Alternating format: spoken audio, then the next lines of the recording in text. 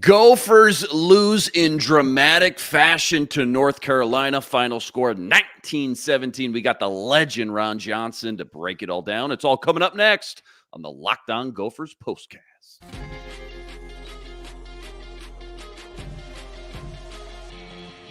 You are Locked On Golden Gophers POSTCAST, part of Locked On Minnesota on the Locked On Podcast Network. Your team every day. What's up? What's up? Back in the lab, back at it. First Gophers POSTCAST episode of the 2024 season right here on the Locked On Sports Minnesota Network. Your team every day. You got myself, Luke Inman, at Luke_Spinman, joining me as always. Gophers Hall of Famer Ron Johnson, host of the Ron Johnson Show each and every Tuesday. Follow him on X if you haven't already. He's at 3Ron Johnson. Ron, a Minnesota football team losing on a missed kick in dramatic fashion. Stop me if you've heard that one before. Yeah, it is what it is. Oh man, it sucks. It's still raw, isn't it? It's still so fresh. Yeah. That's what's tough about these postcasts coming on here after a tough, dramatic, emotional loss. And obviously it's emotional for you, Gophers Hall of Famer, obviously. That one's tough, man. Plenty to get into over these next 30 minutes. Got our instant reaction. First Gophers heartbreak of the season, that is. But first, quick reminder before we get started. This episode brought to you by Prize Picks. Prize Picks, the easiest and most exciting way to play daily fantasy sports. Go to prizepicks.com/lockedon. Use code all lowercase LOCKEDON for a first deposit match up to $100. Okay, tons to tackle in here over these next 25, 30 minutes. Game one, new quarterback, new defensive coordinator, no Darius Taylor on the field, no Drake May, though, on the field for the Tar Heels. The line opened, Gophers by 2. It slowly moved to North Carolina by 2. Sure enough, North Carolina wins by 2. Just tells you how freaky good Las Vegas is with the spread and the lines and everything else. But honestly, Ron, what I was going to say, it just felt like the more people you talk to, the more no one really knew what to expect in this first game from both these teams. In the end, though, obviously we had a back and forth affair all night. It came down to the final play, 47-yard field goal attempt by the Big Ten kicker of the year last year. Missed it. Heartbreak at TCF. Just another early loss to the Tar Heels now in back-to-back seasons. Gophers start 2024 just on a terribly sour note. 19-17 your final. Why don't you just start with your biggest takeaways, kind of your 8 topics from the game? Yeah, I mean, if North Carolina looked really good like last year with Drake May and the Gophers came up short, I don't think we'd be feeling this way. But North Carolina looked very inept early on. Max Johnson didn't look like he was the guy. Has the size, has the prototypical body type of an NFL quarterback. Of course, his dad played in the NFL for a while as well. So pretty sure he's learned a ton from his dad. His brother's on the team playing tight end. But he didn't look great. And when you look at the total yard, he only had 105 passing yards total, for the team. And so Max Johnson just wasn't what we thought. They got the ball done on the ground, like 147 rushing yards. Normally it's the Gophers that outrush teams and just bully teams. And I don't know if it's without Darius Taylor or what it is, but it just did not look like the rushing attack that PJ Fleck likes to have. I don't know why I felt like Max Brosmer had a governor on. It seemed like they were holding him back a little bit, running a lot of 5-step drop stuff that I didn't really agree with. Late in the game, you see him go quick game. You see him go 3-step. You see him get the ball out of his hands quick. And what happens? Guys are making plays. You can ask Darrell Thompson. You can ask Justin Guard. All day before the game, during the game, I kept saying they have to go 3-step. This North Carolina defense was pinning their ears back, and they were coming after him. They were showing a varied of pressures. They were trying to show, 5-man dogs, bringing 6, showing 5, bringing 7, showing 7, bringing 3. Like they were going to confuse Max, and that was their goal, and they did it. And even with the Gophers going max protection, it just felt like the ball was in his hands too long. Well, when you go quick, you don't have time to think. You get the ball out to your first read. And that was my takeaway. I wish what they did in the fourth quarter, they had done that to start the game. Come out the game, let him be Drew Brees, Peyton Manning, and just be the maestro on the field and just pick guys out to get the ball to. Instead of, all right, here's a drawn up play and it's a 5-step drop and here's your 2 reads and that's it. After that, you got to run. I wasn't a fan of some of the early play calls. You know what's funny too? The first quarter and a half for both teams, so sloppy. It almost felt like both teams didn't realize, like, hey, you know, this counts now. We're not in practice anymore. You throw an interception and all of a sudden coach just blows the whistle, says, just run it again. No, like both teams took a minute or two to really finally like get into gear and get into a rhythm. It felt like, again, the game was delayed an hour or two, so some slippery kind of wet conditions out there to deal with. Honestly, it's tough for me here because I don't know how much to read into one game, but the kicker, Kesich, absolutely money last year, by the way. Big Ten kicker of the season for a reason, right? He missed 2 kicks tonight, including a chip shot, and then what would have been the game winner. I know we're going to keep talking about the quarterback, the defense, and all that, but especially knowing, just thinking about how PJ Fleck likes to play, the game flow, right? The way he wants to win these low-scoring games. Do we need to be worried about the kicking game already? Because, again, they're going to need him to bounce back in a big way, just knowing how many close and tightly contested games they're probably going to be in this year. Like, where's your panic meter at with the special teams and kicking games specifically? A missed chip shot, Ron, 27-yarder, a la Blair Walsh, same side of the end zone. Everybody was thinking it. And then a chance to redeem himself from 47 out. Where's the panic meter at? I'm not panicking. It's one game. North Carolina, they were already the underdogs. North Carolina anyway. Originally, that was kind of the thought that the Gophers, they come away with this when they stole a win. Well, clearly North Carolina, and I said this on every show. I've said this on my show. I said this on the football party. North Carolina was an unknown as well. Their quarterback, Max Johnson, looked worse than Max Brosmer.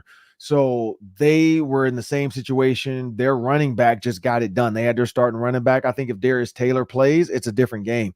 I think Darius Taylor probably for sure goes over 100 yards. He has a little bit more breakaway speed. He has the ability to catch it out the backfield. He's a little bit faster, a little bit quicker. Understand the offense a little bit better.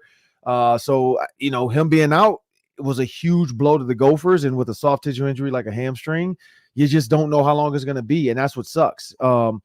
The good thing is you have 2 more games after this that are non-conference, and so you can go 2-1. I mean, it would have been nice to go 3-0 heading into the Big Ten play. North Carolina was a win that a lot of people didn't give them credit for. I thought that would have been one. And now they just have to go out and beat, Rhode Island and Nevada, right? And they're 2-1. And so, yeah, I'm not going to panic yet. It's too early. Things happen. I mean, even the broadcast was saying like, he missed one from the right hash, so why try to line it back up again on the right hash? Just go down the middle, because down the middle he probably makes it. Yeah, I don't know. Like, why not try to get more yards? Why not try to throw the ball a couple more times? I get it. Like, you don't want to get sacked and go backwards because, even though we can see the green line on TV, PJ Fleck, that line has been told to them by the team. Like, hey, his target area is this. This is where we feel safe with him, kicking from. And so that target line is given to the media. The media puts it on TV for us to see it. But they all know the line too. And so they probably were close. And they're like, if he takes a sack, we're screwed. So that was another reason for the run. But I would have run some kind of toss outside to give him a chance in space. And now it's on the other hash. Like the right hash was already a bad one. But no, I'm not going to panic yet. It's too early. A lot of good points there. Good breakdown. Kind of talked me off the ledge a little bit. I want to circle back to your original topic that you opened with, because I agree with you. This is going to be the A topic for this team all year. They're going to have to pass to set up the run this season. If they don't want the same 9-man boxes they saw all last year with Callie Igmanis under center, who just could never make defenses pay for loading up the box. PJ is always going to want to establish the run as well. I mean, since he's been there, I think they said on the broadcast, he's run the ball almost 65% of the time. When you look at his passing plays versus running plays, 65% of the time. But passing to set up the run, it just feels like it's going to be so huge and something they really have struggled with for years now. It feels like you bring in the new kid, Max Brosmer. I guess if I'm being honest, I didn't think he was anything special there. But fourth quarter, minute left here, Ron, puts on his marching boots, got him all the way down there, gives him a chance to win it at the end. Give us the official Ron Johnson breakdown, your first impressions. You mentioned you didn't like the game plan, not enough 3-step drops and all that, but that feels like more of a coaching blueprint thing, I guess. What was your knee-jerk reaction to just the new passing game? And, is Max Brosmer really kind of the ceiling of this team? Like, the Gophers are only going to go as far as Max Brosmer is going to let them. Yeah, I mean, they are. But here's the problem. Like, third down, they were in way too many unmanageable third downs. Like, Right. you want to be in 3rd and 3, 3rd and 2, 3rd and 4 leaving, because you can control that. I mean, at the worst, you should be 3rd and 5. I mean, if you get 2 plays, you got to get 2 yards in 2 plays. That should give you about to the 5.5, 6 yards to end up 3rd and 4. It just seemed like 1st and 2nd down wasn't great. That's why some of those hitches and quick throws out to Daniel Jackson and to Elijah Spencer, the jet sweep to Christian Driver. I wanted to see more of that. Quicker early on. 1st down doesn't need to be 5-step drop, go for it all. Quick, get out your hands, put yourself in 2nd and 5. Now, boom, 2nd and 5, you got the whole playbook. Now you can run another hitch, get another 1st down. You can run a slant, get a 1st down. You can run the ball and get 2 to 3 yards. You can run play action. I mean, there's so much. But when you're 2nd and 9, and then you're 3rd and 9, you're telling them what you got to do next. You got to either run a draw or pass the ball. And so they were very predictable. When you look at like 3rd down efficiency, that was the problem. And that's where I draw it. 4 for 12 is not going to win you a game. You're getting off the field way too much, whereas your defense is not getting off the field because North Carolina was 50% on 3rd downs.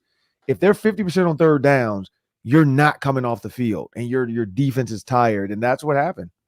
They kept showing the graphic from last year's game versus North Carolina. Gophers offense 2 of 13 on 3rd down, just to your point there as well. I think the other big part to this whole thing here, this whole equation, any quarterback, no matter who it is, no matter the level of play even, can't do it all on their own, right? So there's got to be a playmaker or two that can go bail them out once in a while, go get those 50-50 balls and what have you. So I guess my question is, after Daniel Jackson, who we know can be legit, he can be that number 1 guy, but who's got to step up and be that number 2? Who's the plan B when teams double Daniel Jackson? You mentioned Elijah Spencer. I know he's kind of struggled with some drops, been a little inconsistent at times. Is it him, or do they have to turn to someone else? Or even, you mentioned the tight end Driver for that matter as well. Do they have the talent in the room, I guess, as we sit here today, to help this new quarterback out? Yeah, Elijah Spencer's good. We know Christian Driver is good. Daniel Jackson is a star. I mean, you saw him make play after play after play.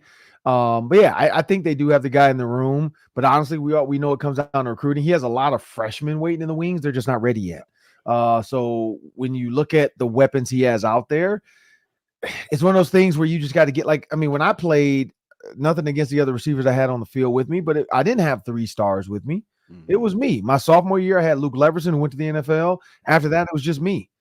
We had one guy come in, Antoine Burns, end up going to like Carolina, I think, for practice squad or something like that. But, I didn't have 2 to 3 dogs behind me. It was me. And so just get the guy the ball. Get Daniel Jackson the ball somehow, some way. Hitches.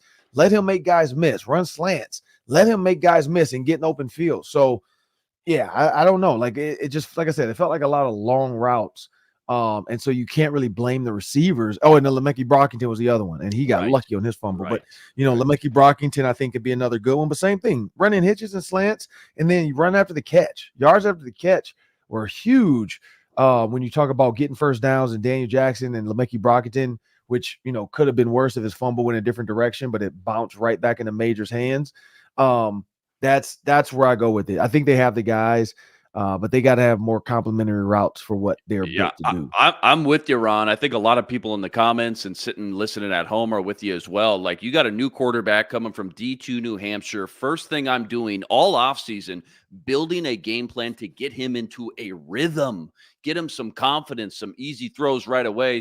Basically just setting this up as simple as possible for him, at least that first quarter or two, just to, again, help him get into some sort of rhythm and get that confidence going a little bit. We even see that in the NFL with 10-year veteran quarterbacks still. So I was a little bummed out for sure. The last part of this whole equation, the running game, felt like the boys up front started to find some rhythm in that 2nd quarter. Again, first quarter and a half for both teams just felt very off, very sloppy, but started to see them push the pile a little bit more like we're used to. We've seen so many times, not just under PJ Fleck era, but Gophers history, it feels like, really, it's always that next man up philosophy. No Darius Taylor. Marcus Major kind of got rolling a little bit at times. You saw some flashes, some spurts behind that big offensive line. Started wearing down that, North Carolina front seven at times, just not long enough in the end. But talk to me about the running game, I guess, just the depth they've got at running back. Like, how important is Taylor going to be for this team? And how big's the drop off, I guess, from him to guys like Marcus Majors and Jordan Newman back there? So the one thing I say about having Darius Taylor, he's a home run hitter. Like, we've seen that last year, in the time he was on the field. He's one of the best backs in the Big Ten last year. If he played the whole season, who knows how many yards he would actually had. The one thing he does, he allows you to run play action and actually, like, they truly believe you might hand the ball off to him. He allows you to run play action, fake the play action, and still come back to a running back screen because he can catch the ball. He played receiver in high school. When you look at him lining up or motioning out the backfield, like, I think there's things they want to do with him that they can't do with other guys. And until he gets back, we just won't know. Yeah, well said. All right, don't go anywhere. Plenty more breakdown from this one. Plus, we got to do a little deep dive into the new defensive coordinator for the Gophers. That's all coming up right after this.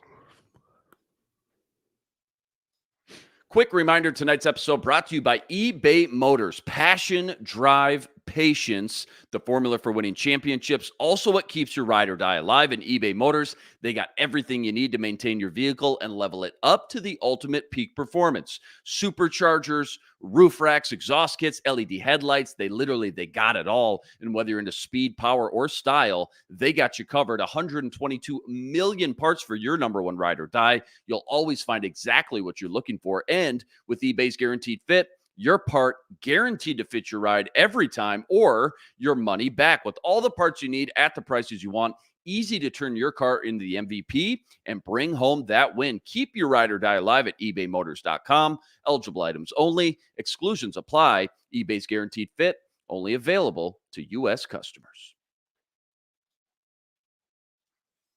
Just talk to me about what you saw with the defense, just kind of big picture as a whole, like knee-jerk reaction. Obviously, we got this big change at defensive coordinator this year. A lot of people kind of wondering what everything's going to look like. Playing the game like you did, Ron, at such a high level, the X's and O's kind of better than anybody that I know anyway. So what specifically did you notice or did you take away from tonight's defense, the way they played and maybe the way it was called that maybe looked different than what we saw last year?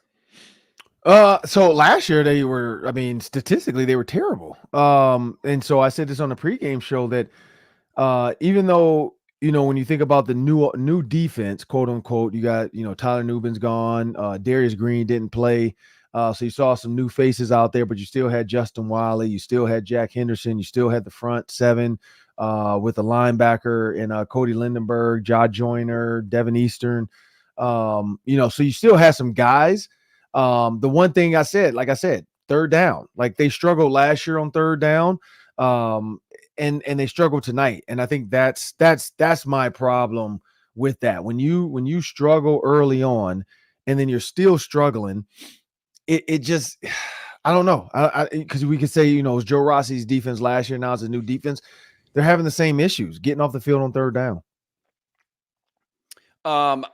What do you think, just going back to the offense here for a second, I know I'm flip-flopping, but ultimately, what do you think's most important to this team if they're going to win games? The quarterback, the running back staying healthy, or the offensive line being as good and as, dominant as they're supposed to be on paper? Like, what's the catalyst to making this offense just find that next gear, take that next step that we've all been waiting, feels like years for? Well, they have a big line. Like, we know that they're big. The offensive line is gigantic. They have some big pieces there. You look at their receiver, they have Daniel Jackson. You're not going to get 15 studs. And so you have the one, use them. I keep going back to this. I think it's the play calling. Like, they got to find a way to get more out of the play calling. Like, I wasn't super impressed with the 5-step drop stuff. And just to hit back, and that's why I had to grab my notebook, going back to the defense, when you look at third down last year, 46% third down conversion for defense was last in the Big Ten. 46%.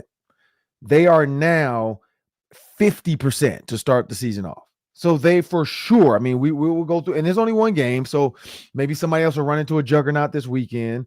But after Saturday's games, I'm going to go back and look at these stats, and maybe I'll bring this back up on the next postcast. But they're going to probably be last in on third downs, and you can't give up half. You can't allow that and think you're going to be good. Offensively, same thing. They converted 35.2% of their third downs. That was 12th. So like it's like literally doing the same. I feel like it's doing the same thing, because what is that? 4 divided by 12, 33%. You know, so you got 33. They were 33%, 33.3% now, 35.2% last year was 12. 33% is probably 12th, 13th, or 14th. When you think about, I mean, what some of these teams are going to face, because they're not, some teams have tough opponents, but some teams are just getting easy ones. And so 33% for yourself is not good. And then giving up 50%, like you're one, if you're giving up 50%, your defense is on the field way too long. And then two, if you're only converting 33%, you're putting your defense back out there too fast. Right. So it's a recipe for what happened, which is a subpar team able to claw back and find a way to win with a, last minute driving field goal. And then you still had a chance and you missed the field goal. So you just called out two very obvious kind of glaring holes, weaknesses that need to be shored up and fixed. I know it's only one game, small sample size here, Ron, but what's the one thing then on the opposite end of this that this team is going to have to hang their hat on the most this year, as far as like their biggest strength and identity goes, and how they're going to have to win football games, just knowing the makeup and the way they are built? Oh, sorry. Say it again. Well, I was just going to say, you pointed out two great, obvious glaring holes and weaknesses, and I get it. We're only going off one game here, small sample, but what is going to have to be the thing they hang their hat on? What's their biggest strength and kind of identity as far as how they're going to win football games this year in 2024? I think it's going to be running the ball. You look at Darius Taylor when he's back and healthy. The offensive line is well built. I think it's going to be running the ball and then using play action. But if this is the Max Brosmer season, yep. They've got to go quick game. Like, he looks really good. Like, he got the ball out of his hands extremely fast in that fourth quarter drive. But that's because he was going quick game. That's because he wasn't having to sit back there in a 5 or 7 step drop and wait for a long developing route. It was corner route hitch, boom, get the hand up, get the ball in my hand, go to the hitch. Let me get in the playmaker's hands now. They were running double hooks where Le'Meke Brockington was in the slot. He broke a tackle. Like, he was able to zing the ball and get out of his hands fast before the defenders were able to even break. So I think that's the key. You gotta give Max what he's good at, which is spread guys out, easier figuring out targets. If you go 4 wides and you spread them out, they can't. If they max blitz you have one-on-one covers now. So now if they rush 7 and you got 4 receivers, somebody's going to be open. Like Donald Driver was open on that one. The guy fell and he just didn't have enough time. That would have been a touchdown. That wins the game maybe, or ices the game. But there was a lot of situations like that where I think it's got to be Max. Like, you got to hang your hat on the fact that this kid can throw the ball, but you got to go quick game. You cannot try to sit back and think every route combination you've drawn up is going to work. So, quick sneak peek at the schedule coming up then. Rhode Island, then Nevada. Feels like they almost have to win both those games, right, to get to where they want to go, because we'll go through the rest of the schedule here in a second, but I'm telling you now, and you know this already, it gets tough in a hurry after these next 2 games. Yeah, and they're winnable. We know that. Yeah. But at the end of the day, just like Georgia Tech, Florida State, you line up and play. Like, Florida State could have said as good as they were. Georgia Tech's like, I don't care what they say you are. We can still beat you. And they did. And so I think that's going to be the key for this team too, is like, don't worry about what they're saying. Even if you're supposed to beat them worse. Even if they're supposed to lose, go out there and beat them. Like, you gotta have that mindset in every game. And I think they have the pieces. It's just, can they put it together? But I'm going to stick to my guns on that too. Like, you're not going to win those games if you don't go quick. Like, you got to go quick game, or you got to get Darius Taylor back. If you don't have Darius Taylor, you got to go quick, because what the quick game does is it slows the defensive lineman down, and they can't just rush full speed head down. They're going to try to get their hands up and block the 3-step. Well, now they've slowed down. Now you can run some 3-step hitch and then 2 more and then throw. Like, there's a lot of things you can do once you have the defensive line not being able to just tee off on you. No, I think you're driving home a great point here, Ron. I think you're totally right. Here comes the gauntlet: Iowa, week 4 at home, at Michigan, USC at home, then UCLA. You get a bye week. Maryland. I know a lot can change from now till then, but on paper, dude, that feels like an absolute gauntlet coming up. Iowa, Michigan, USC, UCLA. Well, I mean, it's the Big Ten, and so we knew that going into this season. When they added Washington, Oregon, UCLA, and USC, we all said it. It's going to make the Big Ten harder now. It's not easy to win anymore. Like it used to be East West, and you could just try to beat Wisconsin, beat Iowa, and you're in the Big Ten championship. It's not happening no more. So yeah, it's not happening. So I was just going to say, just to round it out here, then you got Illinois, Rutgers, Penn State, Wisconsin. Just to your point, I was just going to say, no real gimmies here. But I will say, play. Every week, every week you got to show up, no excuses. But outside of Michigan and Penn State, they shouldn't be more than a touchdown underdog in any of those, which means a lot of these games outside of 2 of them, right? Michigan, Penn State, they should be either favored or have at least a fighter's chance here to come away with some victories. Maybe not. I mean, we'll see. Because again, just like Vegas does it. Like as far as point spread, it's going to be how do they look against Nevada and Rhode Island? Like, does the offense get better? Do they get worse? Does Max go out there and throw for 300 yards? Like, it's all going to matter. And so again, when you look at the stat line, 78 yards rushing, 4.1 yards. So this is crazy. They got 4.1 yards per play. And North Carolina had 3.9 yards per play. Big difference. North Carolina has 64 offensive plays. Minnesota had 55. So 9 less plays. Yeah. You do that in math, that's 36 more. That's 36 more yards. Probably is a touchdown on one of those drives or a shorter field goal. Like they had it. They had the pieces. They had the stuff.